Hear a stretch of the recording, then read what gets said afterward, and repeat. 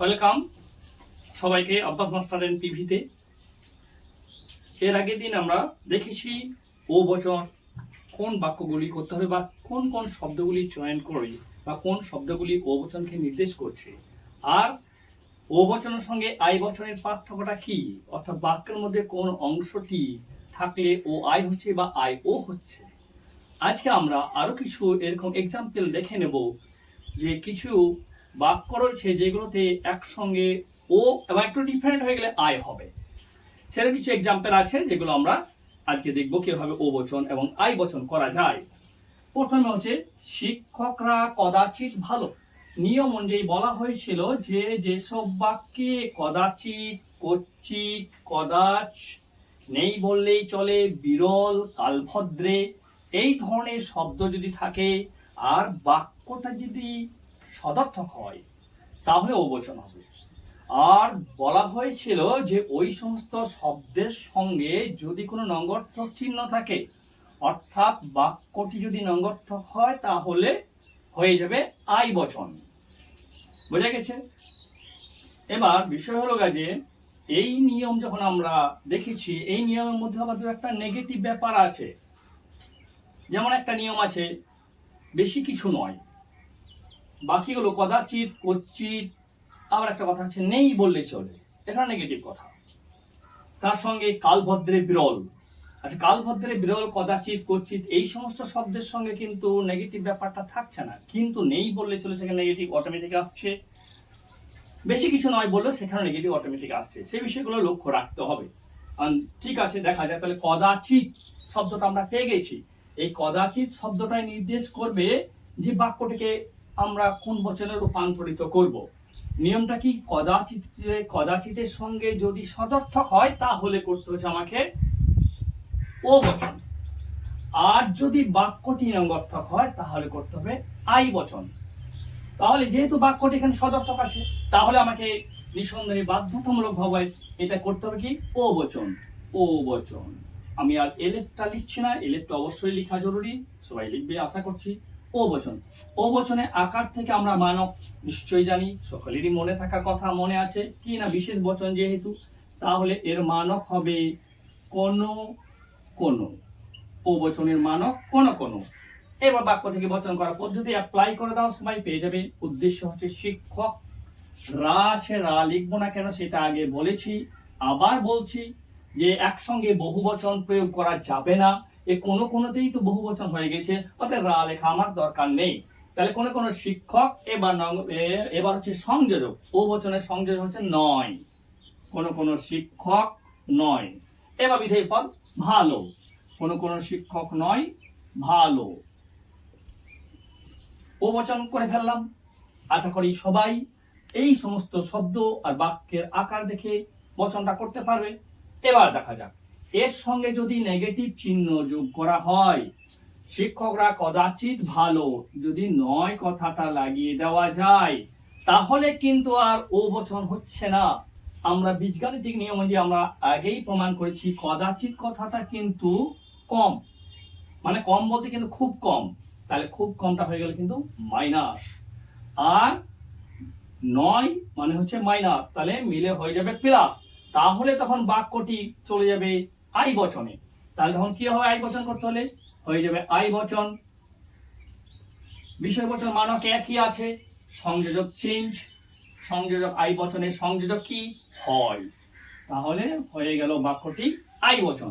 তাহলে খুব সহজ, মনে রাখার কিছুই নাই যে কদাচিৎ শব্দের সঙ্গে যদি হয় থাকে তাহলে ও বচন, আর কদাচিৎ শব্দের সঙ্গে যদি নয় থাকে তাহলে হয়ে যাবে আই বচন।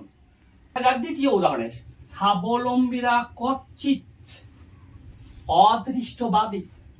তাহলে নিয়ম থেকে আমরা পেয়ে গেলাম কি যে বাক্যে কদাচিৎ, কচ্চিৎ, এই কচ্চিৎ শব্দটাই কিন্তু নির্দেশ করবে বাক্যটি কোন বচন হবে। আর তার সঙ্গে বাক্যটির আকার, বাক্যটার আকার কি আছে না সদর্থ, যেহেতু কোনো নগর্থক চিহ্ন নেই তাহলে আমরা এই কচ্চিৎ শব্দ দেখে এবং বাক্যটি আকার সদর্থক দেখে আমরা করে নেব কোন বচন? ও বচন। ও বচন। চলে এসো মানক কোনো কোনো। ঠিক আছে, মানক। উদ্দেশ্য পদ আমরা দেখতেই পাচ্ছি স্বাবলম্বীরা, বসাবো আমি স্বাবলম্বী, স্বাবলম্বী হয়ে গেছে। এবার বহুবচনের সংযোজক, সংযোজক বহুবচনের সংযোজক হচ্ছে নয়, হয়ে গেছে। এবার বিধেয় পদ হচ্ছে অদৃষ্টবাদী, অদৃষ্টবাদী, অদৃষ্টবাদী হয়ে গেল বহুবচন। এবার আসা যাক নেগেটিভ চিহ্ন দিলে কি হয়। যদি থাকে নয়, অর্থাৎ বাক্যটি হয়ে গেল স্বাবলম্বীরা কচ্ছিৎ অদৃষ্টবাদী নয়। চলে এসো মাইনাস, দুটো মাইনাস হয়ে গেল প্লাস, তার মানে আর ও বচন হবে না বাক্যটি। বাক্যটি হবে কোন বচন? আই বচন। করে দাও এটা আই, আই বচন। চেঞ্জ করতে হবে কি? সংযোজক হয়, হয়ে গেল আই বচন। তাহলে যাচ্ছে প্রতিটি ক্ষেত্রে বাক্যের যদি নির্দেশমূলক শব্দটা আমি ঠিক মতো ধরতে পারি, আর পজিটিভ নেগেটিভ হাবাচক নাবাচক সদর্থ নগর্থক এই বিষয়টা যদি একটু সতর্ক থাকা যায়, তাহলে আয় আর ও বচন করা কোনো কিছুই কষ্টসাধ্য নয়, খুব সহজেই করে দেওয়া যাবে, কোনো অসুবিধা নাই, সহজেই করে দেওয়া যাবে। পরের বাক্য বা উদাহরণ দেখা যাক। পরের বাক্য আছে ছাত্ররা পরিশ্রমী নয় বললেই চলে, বা ছাত্ররা পরিশ্রমী নেই বললেই চলে। এই যে কথাটাকে বলে রেখেছিলাম কদাচিৎ কচ্ছিৎ, এই বিষয়গুলোর সঙ্গে বাক্যটির সদর্থক আর নগর্থকের মধ্যে পার্থক্য আছে। কিন্তু এই বাক্যটা নয় কথাটা নেই, বা নয় কথাটা আগে আছে, আগে থেকে থাকলেও ওই নেই বললেই চলে বিষয়টা কিন্তু কদাচিৎ, নেই বললেই চলে বিষয়টা কিন্তু কচ্ছিৎ, নেই বললেই চলে বিষয়টা কিন্তু খুব কম, তাহলে এটা কিন্তু মাইনাস। তাহলে এরকম বাক্য থাকলে সেগুলোকে বলবো আমরা ও বচন। ও বচন মানক কোন কোন কোন কোন উদ্দেশ্য পদ আছে ছাত্ররা, তাহলে ছাত্র, কোন কোন ছাত্র। ও বচনের সংযোজক নয়। বিধেয় পদ আছে পরিশ্রমী, তাহলে হয়ে গেল পরিশ্রমী, হয়ে গেল আমার ও বচন।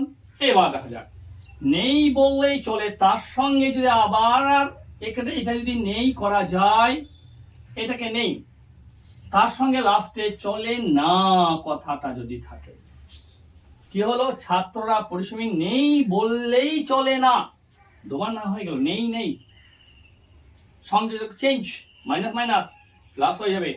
এই ক্ষেত্রে বাক্যটি চলে যাবে কোন বচন? আই বচনে, আই বচন চেঞ্জ হয়, হয়ে গেল। তাহলে এই বিষয়টা একটি স্পর্শকাতর, এবং বিষয়টাকে একটু মনোযোগ সহকারে মনে রাখার দরকার আছে। কি না, নেই শব্দ দিয়ে আগে ও বচন হচ্ছে, আর একটা নেই, ডবল নেই যখন হচ্ছে, তখন এই ধরনের বাক্যগুলো হবে আই বচন। ক্লিয়ার? যাক, পরের উদাহরণ কালো বিড়াল বিরল। এই বিরল শব্দটা এই কচ্ছিৎ কদাচিৎ অর্থাৎ খুব কমকে নির্দেশ করে। তার সঙ্গে তাহলে আমরা বলবো কি, বিরল শব্দের সঙ্গে যদি সদর্থক আকার থাকে তাহলে করব ও বচন, আর বিরল শব্দের সঙ্গে যদি নঙ্গর্থক চিহ্ন বা নঙ্গর্থক আকার থাকে তাহলে হয়ে যাবে আই বচন। তাহলে এটা যদি বচন করা হয় তাহলে কি হবে? ও কোন কোন, কোন কোন, ঠিক আছে। উদ্দেশ্য পদ আমরা দেখতে পাচ্ছি কোনটা, কালো না বিড়াল। এখানে ঘোষণা করা হচ্ছে কার সম্পর্কে? বিড়াল সম্পর্কে। যদিও কালো শব্দটি আগে আছে, কিন্তু কালো কিন্তু উদ্দেশ্য পদ নয়, কারণ কালো উদ্দেশ্য হতে পারে না, ঘোষক শব্দ নয়। ঘোষক শব্দ যাকে ঘোষণা করা হচ্ছে তাকে বিড়ালকে।